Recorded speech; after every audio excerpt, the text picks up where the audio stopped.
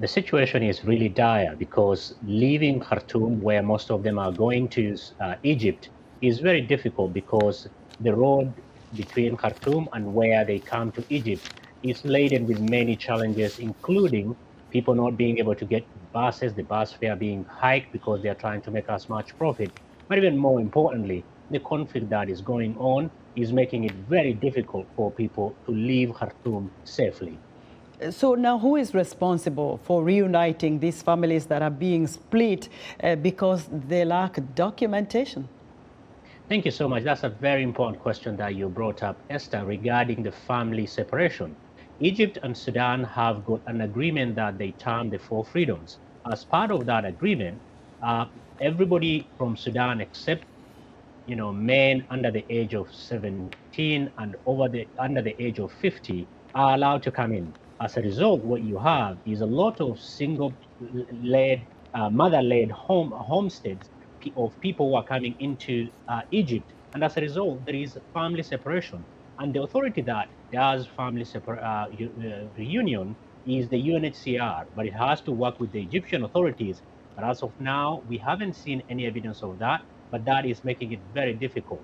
I was in Cairo in May, and I saw a family where two boys and her mom have managed to come into the country, and their parents, that is their dad, was not allowed.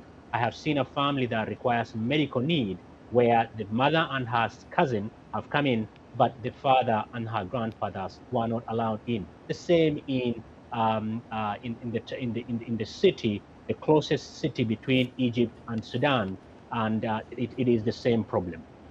Abdullahi, we haven't had much from the African Union on the Sudan crisis. We've tried to reach out to the African Union embassy here in America and also out there in Addis Ababa about this crisis. Now, what do you know? What is being recommended by humanitarian organizations like yours? Perhaps the African Union can help with the situation facing the Sudanese civilians. That's very important again, because African Union has got a fundamental role. Let me separate the two roles very quickly. One is that the 1969 African Union on refugees is probably one of the most expansive piece of convention that we have that allows for people to be allowed to seek refuge in the neighboring countries. As a result, the African Union can lean on some of the countries, including Egypt, which is a signatory to the convention, to allow them over 120,000 Sudanese who are held up at the border to be allowed to go in because prima facie they are refugees. Number two, African Union also has got a fundamental role in terms of trying to find a political and diplomatic solution to this crisis. And African Union has not stepped up to the plate.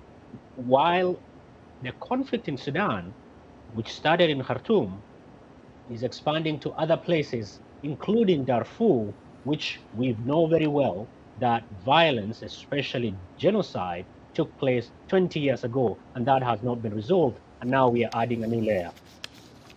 Well, Abdullahi, thank you very much for being on the ground and seeing what the situation is like and sharing that with us. Thank you.